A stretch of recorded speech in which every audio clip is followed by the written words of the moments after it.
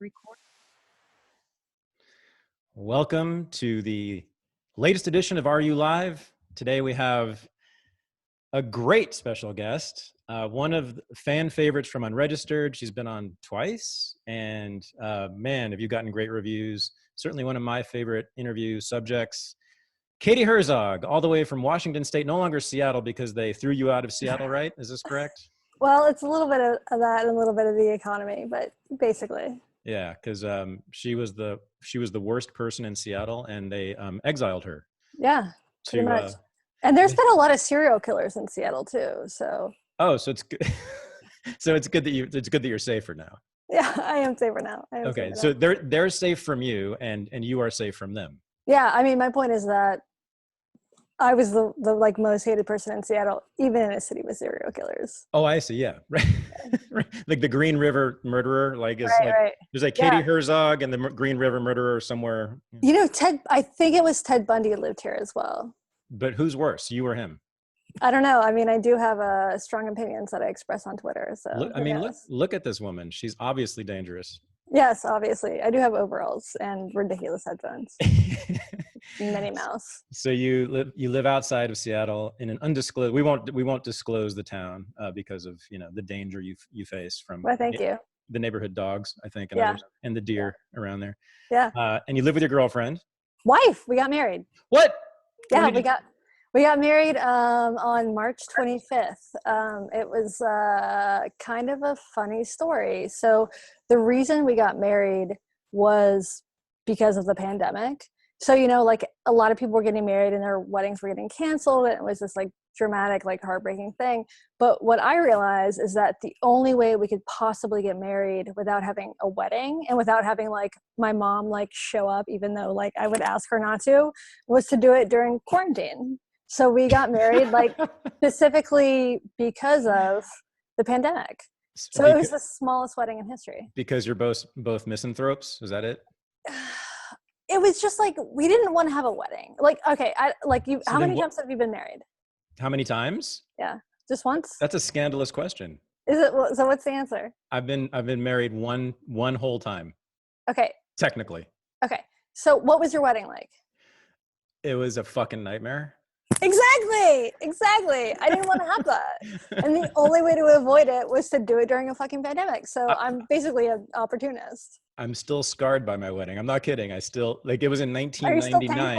Are you still paying for it too? Oh, no, not God, no. But like psychologically, I'm still paying the cost for sure since for a long time ago. All right. So we like really wanted to avoid all of the trappings of the wedding, and we wanted to avoid like I have a twin sister who I love very dearly, and she would have wanted to be at my wedding. But once like my sister flies in and then my mom flies in and then like cousins and aunts, then you have a fucking wedding. So even if it were at a courthouse, like people would have wanted to be there. So this was the only way to do it with like a legitimate excuse to not invite my friends and family. Now, why the hell did you get married? You know my feelings on this, right? I do. So I mean, it was mostly for legal reasons. So my now wife is a nurse, and we live in Seattle or outside of Seattle, and she works in Seattle. And so this was right at the sort of height of pandemic panic, and shit was not good in Seattle hospitals. She got recruited or volunteered to go work in an ICU with COVID patients. And so it was really a response to that, just to have the legal protections in case something happened. And also because this was literally the only way to do it. I mean, we could have continued to live together for the next 20 years and continue to push it off because we didn't want to have a fucking wedding. So this was just the opportunity. I mean, I wanted to be married to this woman. I really did. And I do. But this was the only way to do it without like a production. I met her last time we talked in Seattle last summer. Yeah. We hung out. She seems like a good woman to marry. She is a good woman to marry. She's from Alaska, so she's very self-sufficient and hearty, and is a great cook, and has a like vibrant garden going in our backyard. And she like forced me to move out of the city because she wanted to buy a house and like have a little bit of land. I would have continued to like live in a studio apartment until I was 70 years old. And then a pandemic happened, and I am really fucking glad that we left the city. It's a totally different world out here. Yeah. Yeah. She Sorry, works go in ahead. an ICU. Is that what you said? She so she doesn't any. She worked in an ICU for a long time, and now she doesn't. And she got recruited back to the ICU, so she's sort of on call. So like today, she's at work right now, and she's not working in the ICU, but like she works tomorrow, and she might be in the ICU. So I'm not And sure sort of what the deal have is. have they given her full, what are they called? PPE, protective, what's it called?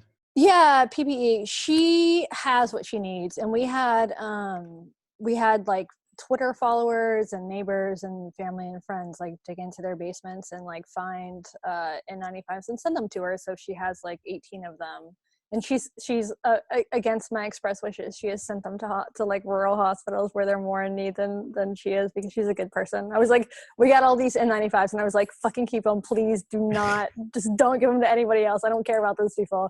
And she immediately like sent them to a rural hospital like east of Spokane or something. Wow. But she's good. Like things in Seattle, I think, have really stabilized. Mm-hmm. And I'm interested to talk to you about sort of the civil liberties aspect of this. Oh, let's do that. Yeah. So, Washington State was like very like, we had the first COVID case was here, and the state was very quick to shut things down. There are benefits and disadvantages to that. So what's your perspective on this whole thing? You're the guest here. I don't I answer want to know. questions. I want to know. I want to know. No, you answer the question. Okay, this has certainly tested my commitment to civil liberties. Mm. I don't like to hear that, Katie. Yeah, it has. Because I think some of the rules and in some ways, like we've like lost lots of regulations, right? Like there's no fucking way hospitals would be taking like volunteer face masks, 3 months ago or whatever. Like shit is being fast tracked. I think that's good. On the other hand, clearly, like many of us are living under like basically a police state right now. Mm-hmm. And, I'm married to a woman who works in the healthcare field. That gives me a different perspective because she's vulnerable and I'm vulnerable because of her. And so I definitely feel more inclined to like let the state enforce rules to like protect us from this public health crisis. I wish it were voluntary, and I wish there were incentives that would make people stay at home. But if they're not going to stay at home and that puts my wife at risk, we've seen like in South Dakota, the governor totally resisted any sort of regulations, continued business as normal, and now they're a hotspot. I think this, like, part of the state's responsibility is to protect people. Yeah, tell me why I'm wrong. Maybe, I don't know. It's a hard one. It's a hard one. So for people like me, you have to keep your eye. The problem with this thing is you got to keep your eye on several balls at once, right? Yeah. So you got to keep your eye on like the virus itself and judge what its real threat is to me and to us, right? And that's a constant evaluation, reevaluation. They're always changing their minds. They're always changing their predictions, by the way. For sure. Every day. For sure. I thought shit would be way worse than it is. But I mean, like, But maybe it's not worse because everybody's staying home. I mean, from Fauci to Trump to the WHO to the CDC to the FDA, everybody's saying different things every day about when it's going to end and how bad it's going to be, right? So I will say, I think they're all lying. I think the answer is this is going to end when there's a vaccine. Yeah. That's the only answer. Well, or we all get tested, right? Isn't it? Or we all get tested. Yeah. Okay. Yeah. Yeah. I mean, I'm not an epidemiologist, but I sort of assume that once we all get tested, then we can at least sort it out. But we have to be tested every time we leave the home. It's not like we can all be tested one time and then it's over. Like that's just not how it works. I mean, there needs to be some sort of reliable at-home test that you can take before you leave your fucking house, which, I mean, right now, like it involves like sticking a Q-tip basically into your brain. This is not something that's going to be like a at-home finger prick. Right. So there's one ball in the air that we got to look at all the time, like which is just judging it as an amateur epidemiologist. And then for someone like you and me, like we've also got to keep an eye on what the government's doing in response to it, right? And the erosion of civil liberties legally, right? Right. Right. Well, it's happening on two different levels. It's happening at a state level, but then you also have Trump saying, I have ultimate authority over fucking everything, which is just Yeah. Right. unbelievable. I know. It's unbelievable. I know. It's unbelievable that conservatives didn't turn their back on him at that exact fucking moment. Everybody's an authoritarian now, like Yeah. both parties, right? Everybody. Oh, yeah. So that's a second ball I got to keep my eye on here. And then for me, the third one is cultural norm shifting around freedom and liberty, right? And that's scarier because I've said this 1,000 times and other people have said it too. You know, to me, law is downstream from culture. So right. What I have my eye on the most is just sort of ordinary Americans and how they're dealing with this. And you see, like, I think the inner authoritarianism come out of certain people and not in others, right? But it's sort of like it's almost a litmus test, and you sort of find out about people in a way, like what's inside of them politically. Like, for instance, the young woman at Trader Joe's the other day who was sort of shepherding us in the line. The line was like around the block to get into Trader Joe's. And this woman was marching. She loved this job. She was marching up and down the line, yelling at us. And she said, we don't want to see you for 2 weeks. Don't come back to the store for 2 weeks. And wear gloves and wear masks, and giving this whole lecture about the virus. And it was just, you could see she was relishing this moment. Now, then our good governor, your Governor Inslee and my Governor Newsom and Governor Brown in Oregon just announced today or yesterday that they have a plan, which Gavin Newsom said is guided by science. That was his tweet. Right. To reopen all the economies of the 3 states of the West Coast. Right. Which, you know, I was sort of like, wow, well, great. I'm glad you guys have a plan to like change everybody's life radically overnight. Right. And you get to decide whose business gets to open and whose doesn't, and who gets to work and who doesn't, and what parts of the economy are shut down and what, you know, gosh, this is a dictatorship, is it not? Right. So, I mean, I'm watching all 3 things. There's probably another element we might want to watch too, but those are the 3 things that I'm looking at. I don't see a better solution than states right now. And I will say I am very glad to live in a state that's taken these draconian measures. I'm also very glad to live in a city that hasn't. So, you know, like you walk in downtown Seattle right now, everything's boarded up.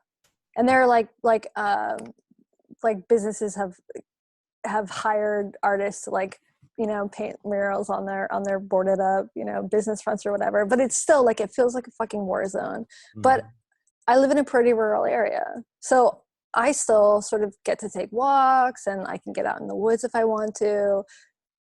You know, if I lived in a city, I'd probably feel pretty different about this. But I definitely, like, I'm glad Governor Inslee took this seriously, especially considering that Washington State was early on the forefront, and that my girlfriend or wife works in this field. It's so insane. And like, it's like in the beginning, you know, it felt surreal in a way. Like I lost my job on I've been quarantined for almost 6 weeks at this point. Like I lost my job. You know, the stranger is basically, there's a skeleton crew. Like, oh shit. I'm getting noise. Is that me? Yeah, do you hear that? That's you. That's me? Yeah. It sounds like you're burning up in a fire now. Like an electrical fire. We wouldn't want that to happen. Because I just unplugged it. What happened? You're just like, it sounds like there's an electrical fire taking over your body. I don't think it's me. Can you hear me? Is that someone else? Yeah, I think it's somebody else because I just unplugged it. Oh, I know who it is. No, it might be Jason. Oh no, it wasn't. Yeah, you're good. Okay, that was Jason.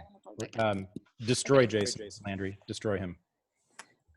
You know, there was this, like, in the very beginning of this, like, it was surreal in a way that, like, I'll admit, like, felt a little bit fun. Like, it was a little bit like tripping on mushrooms. Yeah. I mean, like, super panically, like, I would wake up every morning and I would have one moment where I would, like, have forget what had happened. And then I would remember, and there's this, like, wave of panic and then this, like, surreal sort of vibe about it. And I'm a warrior by nature. Yeah. And, you know, I live in earthquake country as you.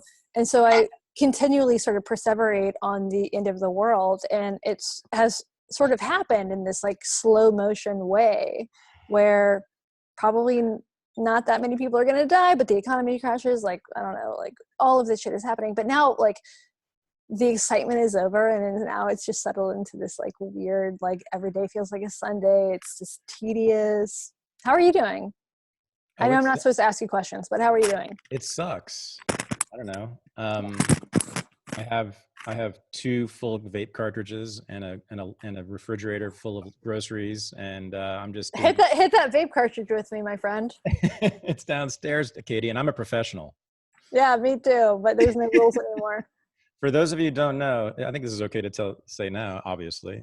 In our first interview, you pulled out your vape cartridge like right when we started the interview in the stranger office, and I think you offered it to me. And I was like, this is my kind of girl. You know, I think the sad thing is that it was like the battery was dead. The what? Oh, the battery was dead. Yeah. Right. So it was like fucking empty promises. Right. Yeah, back when I had an office, back when people would go and meet each other in public. Now, didn't you take a voluntary furlough from the stranger? I did. So I didn't sort of realize how bad things were going at the paper. Like businesses started to close. And then I got an email from my boss, the publisher, actually he's not the publisher anymore. He's the founder. There was like an all staff email saying basically like the paper's in big trouble. We're having a fundraiser. Can you like share a link to, our fundraiser page or whatever? And I wrote him back just totally on a whim and was like thinking like I could like take a break from this shit. And I wrote him back and I was like, hey, if there are furloughs, I'll be first in line. Not thinking it would ever happen. And then like an hour later, I got a call and they were like, 8 weeks, you're out. So it was basically an empty promise.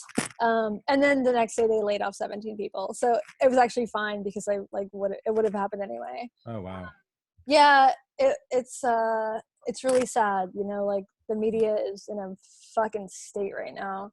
And I have a lot of criticism of the media, but I still want it to exist. Yeah. And right now it's so bad. I mean, digital media, like print media, everybody's taking a massive hit right now. What do you think? What's the prognosis for you getting your job back when it's over? I think it's really low. Really? I do, because I think that is this like fucking with me? Is this okay? Now it is. Okay. Yeah.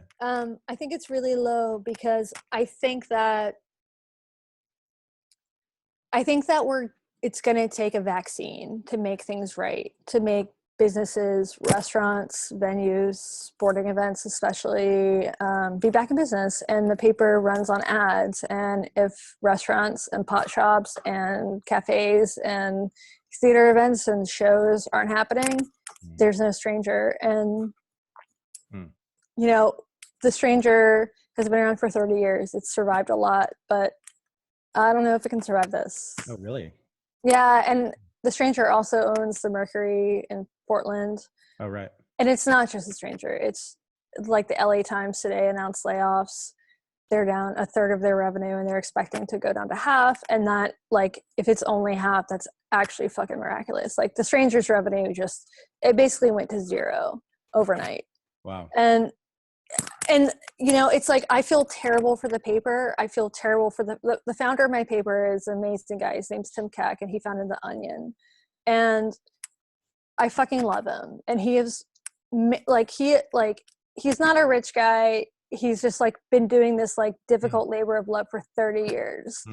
And a virus is going to kill it. And it's going to kill every restaurant. And it's going to kill every bar. So, I mean, to me, like, that's what's going to be interesting, is seeing what the world looks like after this is over, because there's no fucking way restaurants can reopen after, unless there's like total just like forgiveness, like you got to write off the mortgage, then you got to write off the rent. Like, then maybe there's a possibility that these small businesses survive, but it's just not possible right now. Like 18 months of this, small business is going to be over. It's not going to exist. And like maybe something beautiful will come out of that, but I think it's more likely that, the few remaining businesses that exist, like Amazon, come in and take up real estate and install like cashierless grocery stores and like, generic sterile coffee shops or whatever.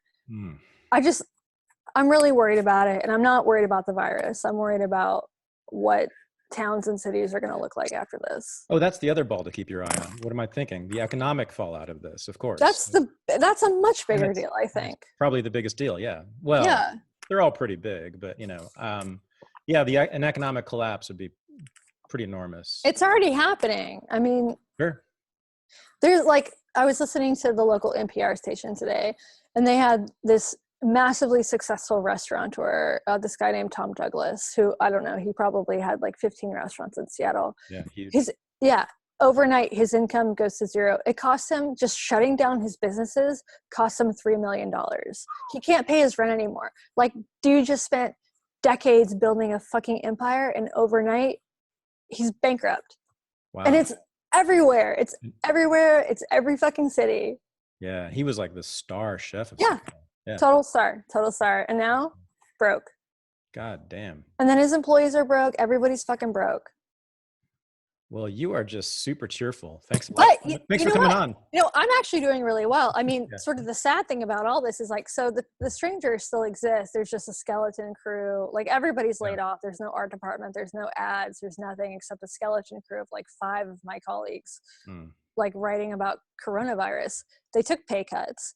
They still have to work. Like, I get unemployment. I can like stay home and work on projects. I'm doing totally fine. Right. You know, like for me, it's sort of a sabbatical. I live in a beautiful place. I have a view of Mount Rainier from one window, a view of the Cascades or the Olympics from another. Like, I'm doing fine. But a lot of people out there are going to fucking suffer. It's bad. Yeah, it's bad. I mean, I don't know if anyone has said this, but technically we're definitely in a Great Depression right now. The unemployment rate is clearly qualifies for a depression. So yeah. This is no joke. I guess I hadn't taken into account what you did in terms of the possible permanent effects on the brick and mortar retail shops. You can't stay in business right. The Stranger lasted for a couple of weeks without laying everybody off. I mean, just weeks. And this could be 18 months from now. Yeah, I hadn't thought of that. That's my sister's husband owns a small business in Colorado. He's been open for 15 years.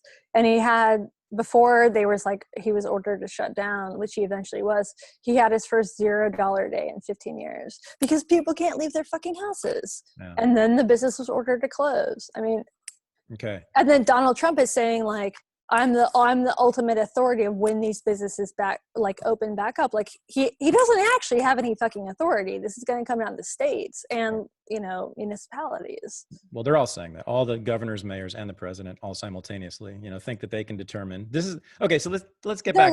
They're lying. It's going to take a vaccine. That's it. Oh no, but they get to decide when businesses open. It's going to take a vaccine, and then it's going to take mass distribution of this vaccine or mass distribution of daily testing, which is physically impossible if you have to shove something in your nose into your you shove this thing into your nose to the back of your throat. Like, it's not going to happen. You're depressing me. All right, let's talk about civil liberties. I apologize. Yeah. Let's talk about civil liberties because wait, hold on. That makes us at least angry rather than depressed. So let's do that. And I want to get people involved here. So does everyone know how to raise your hand here on Zoom so I can see you raising your hand? If you have a question for Katie or me or just want to say something, raise your hand on Zoom. I think you hover over your name in the participants, right? You click participants and then hover over your name. So do that. So, all right, back to this question about needing the state in a time of pandemic, Katie Herzog. Yeah. Put this to me. All right, here we go. Well, the Bay Area, where I am, was the very first place in the entire country to put in place a shelter in order. Early. What's a shelter in place order? Yeah. We were first. No, number one. By a day, but still first. And no, it was shocking when that happened. Yeah. And now it's whatever.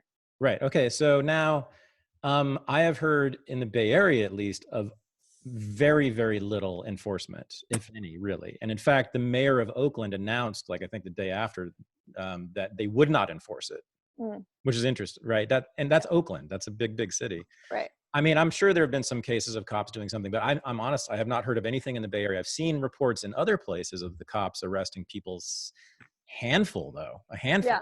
It's not a mass thing at all. There is not really enforcement of this going on, even in New York City. Yeah. I mean, there's been some egregious examples, but right now. Yeah, no, and you also, I saw, this was a couple weeks ago, I saw an article that said like a third of New York City, of NYPD were out on sick leave. Yep. Like a fucking third. I mean, it was like 500 cops. Yeah. Yeah. And crime has still gone down. Well, of course, people are at home. Although I do think like every time I walk into a gas station, I'm wearing a fucking a handkerchief over my face. So I look like I'm about to go steal a horse or whatever. It's like you cannot pick a better time to rob a gas station. Oh, that's right. Yeah. Yeah. Good time to be a burglar. Or to buy alcohol or booze or alcohol or cigarettes underage. Oh yeah. Oh, right. I hadn't thought of that either. Yeah. Okay. So now, so this is pretty much the pattern across the country, as I was saying, of lack of enforcement. This really is. You agree with me?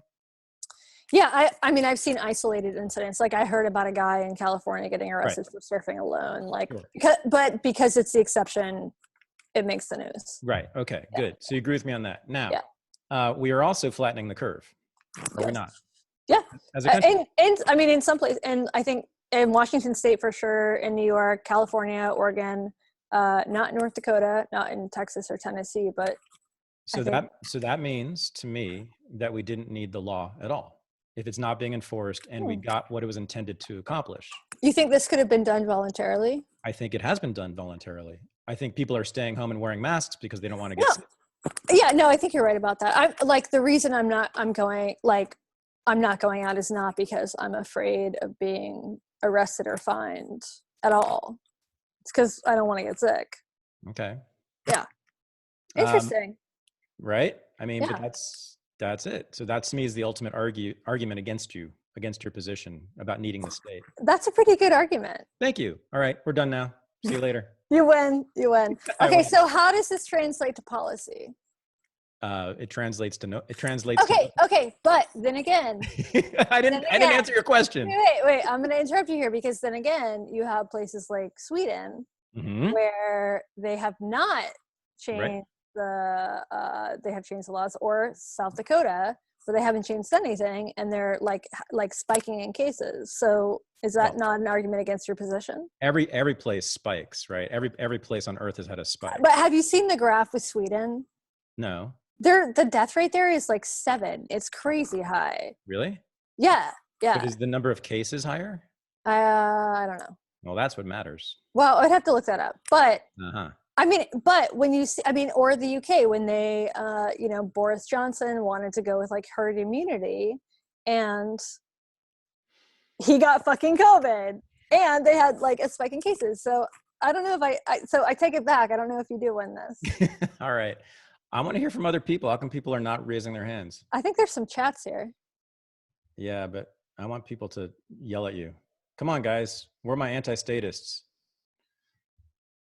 Show up for me. All right. What do we got here's Landry on Sweden. 11,000 cases of 1,000 deaths. But again, that's weird. Those numbers are weird though, because the case numbers is really weird because we just don't know how many people are actually. We have no fucking idea. Yeah, we have no idea. So the deaths is certainly, that's a tangible thing. But so I don't know. It's the number of cases compared to others. North Dakota positive tests 330. That seems very. Oh, she was talking about South Dakota, right?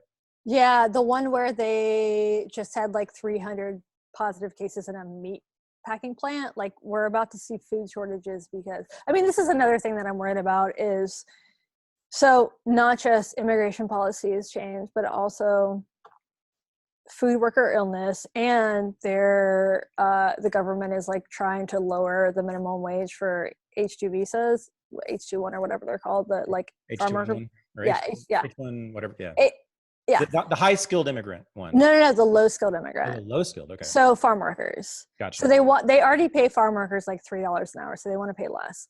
Okay. Because like farmers are also like going fucking bankrupt because restaurants have stopped ordering food. Like anyway, so I think we're going to start seeing food shortages. So that's another thing that's concerning me. And it's like, I mean, Donald Trump said like the cure can't be worse than the illness, and I fucking hate everything he stands for, but he's also right in this particular case where like, what's interesting to me, one of the many interesting things about this is that there's like a spectrum. There's a spectrum and as to a pessimism, optimism spectrum, right? Yeah. And I've seen all sorts of people, and it doesn't matter sort of almost your political affiliation, where you are on it. Like I've seen liberals and conservatives and libertarians be either optimistic or totally pessimistic or somewhere in between, and vice versa. So anyway, it's an interesting thing. All right, Michelle, Wait, you're up. Oh, go wait, ahead. who's optimistic? Oh, I mean, like, a lot of people are. Like, what is there to be optimistic about right now? That the economy can recover, that we can start reopening businesses like within weeks, and that the economy will mostly, but not the entire economy. I mean, that you'd be stupid to say that the entire economy. How is it possible that that we're going to open shit up within weeks if there's no vaccine? Because we do it right now. We have grocery stores and liquor stores and other stores that are open, and they manage just fine. They do social. They don't manage just fine. Grocery store workers are dying. Is that really true? I mean, what are the statistics? Not just. I would love to know. Somebody look that up, please. Yeah, somebody look up how many grocery store workers. It doesn't actually matter if it's like high or not. Like this, if the public perception is that it's dangerous to leave your house. No, because people, as I said, the line around Trader Joe's was around the block. I think that it's possible that it would happen if there was mass adoption of masks. Okay. But it would have to be like 100% you leave your house, you wear a mask, like Japan or Singapore or whatever. Okay. But I mean, they have opened up it, like in China, they've opened up certain areas of the economy and then closed them again. Same thing in Singapore. Right. That's true. All right. Let's bring in Australia. Monique, you have a question or a comment? Yes. Go for it. Oh, hi. Wait, do you want to ask yours? Okay. I was just wondering what you both think in terms of the possibility for there to be residual, like more authoritarian policy in the future, like in a post-coronavirus climate. Like, what are the chances that, kind of like the authoritarian kind of inkling that's surrounding a lot of policy now, especially in Australia, we've been really frustrated by it. What do you think the chances are for that still lingering in a post-coronavirus world? What's happening in Australia? I'd love to hear about that. Yeah. Like random police stops for cars, and we just can't go out anywhere. Like, it was a point where I wanted to go, surfing, can't go for a surf, can't go hang out at the beach. Like, I'm just like locked in our tiny apartment all day. And like even the other day, we just wanted to go visit my family for Easter, like just to say hi, because my dad lives like 20-minute drive away, and we had to put toilet paper and stuff in the back seat so that if we were stopped, we could tell them that we were dropping off supplies to Ben's mum. Is it a fine or like what's the punishment if you get a fine? It's crazy. $1,600 fine. Holy shit, that is crazy. How much? That is crazy. $1,600 fine. Whoa. That's fucking crazy. Really frustrating. And I think that if states get more authoritarian about this and more draconian, I think there's going to be more rebellion, especially now. Like, you guys are in the Southern Hemisphere, but like it's fucking spring, and it's like it is too bad that this happened at like the time when people are already itching to go outside. But I think like just the last weekend, it's been really beautiful where I live, and there are more people out, not social distancing. The protests have begun. Yeah. In Vancouver, in British Columbia, there was a protest. I mean, I don't know how big it was, but it looked like, a significant number of people were marching in the streets demanding an end to the lockdown in Vancouver over the weekend. So I think that's definitely going to spread. What do I think about this? I think undoubtedly there will be lingering authoritarianism. Yeah. How do you think that will manifest, like in your opinion? Various laws. There will be like registries, databases that are controlled by the government that have our blood type and our history, our medical histories that they can access at any point or possibly use against us. I mean, surveillance of various kinds. I can see that being enhanced in bad ways. I'm so skeptical of the United States government being able to like do anything of that caliber, that I'm not that worried about the US. I mean, obviously, like in Poland, things are, is it Poland? Poland, yeah. I don't know. What about Poland? There was I think it was either Poland or Turkey, like some like prime minister or whatever, just in like instituted authoritarian rule, like as a response to coronavirus. Oh. So Yeah, no, we won't have like, I don't predict 1984 happening, at least Yeah. here or in Australia, but I do predict 1984 elements to Yeah. emerge and remain, just like after 9/11, right? We still have the Patriot Act on the books here, right? Yeah. And Homeland Security. And the Department of fucking Homeland Security and its clown force, the TSA, right? Yeah.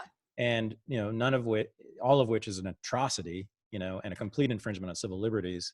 And it's how long after? It's 19 years since 9/11. We still have that stuff. And no one talks about it. No one challenges it. And everyone in Congress votes for it pretty much. Well, it becomes normal. Yeah, right. And see, this is the thing. Culture is where it's at. So look to your neighbors and how they respond to this as a predictor for the future of law. Yeah. Right. I mean, like, look at the UK. Like, every fucking block in England is covered with CCTV and has been for, I don't know how long. I mean, decades. New York City. Yeah. New York City and London.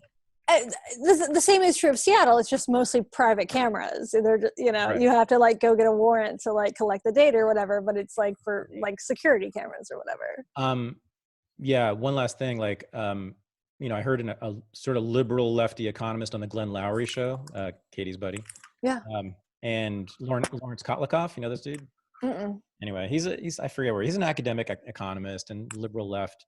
And he had this whole program for nationalizing the industries and putting a badge on every American would be required to wear a badge saying whether they are positive or negative. What? And he was like, I'm Jewish, so I understand the implications of this, but it's not to tell you who to kill, it's to tell you who won't kill you. So it's different than Nazi Germany. How did Glenn respond to this? He was not happy with this at all. I'm glad to hear that. Glenn was great. Yeah, Glenn was great. Yeah. All right. Yeah. Landry, then we'll go to the private session. I was just curious, Katie, about your sort of opinion when it comes to how this will affect the 2020 election, the presidential election, what we'll see, because like Trump's approval ratings have basically shifted a little bit. I mean, it's relatively the same. I wonder when the economy continues to worsen, what we'll see with that. Yeah, that is a good question. I wasn't surprised that Trump's approval ratings took a bounce, because if you were like an adult after 9/11, you'd remember that like Bush's approval ratings took a bounce. Not that he had done anything fucking correct, but it's just like something about like a wartime sort of vibe in the world that like makes people turn to their leaders. I think it's probably temporary. I also think that if he manages to get people paid, that could have an impact on the election. And I don't have any faith that he will. I haven't gotten my stimulus check. And even if I do, $1,200 doesn't make up for like, you know, a year of lost income. You know, it just doesn't. So unless he institutes some sort of UBI, I think this could hurt him. I don't think Biden is a great candidate to run against him, but also right now it's sort of like everything's so fucked up. Who knows? Yep. All right. We are now going to go to the private RU only session.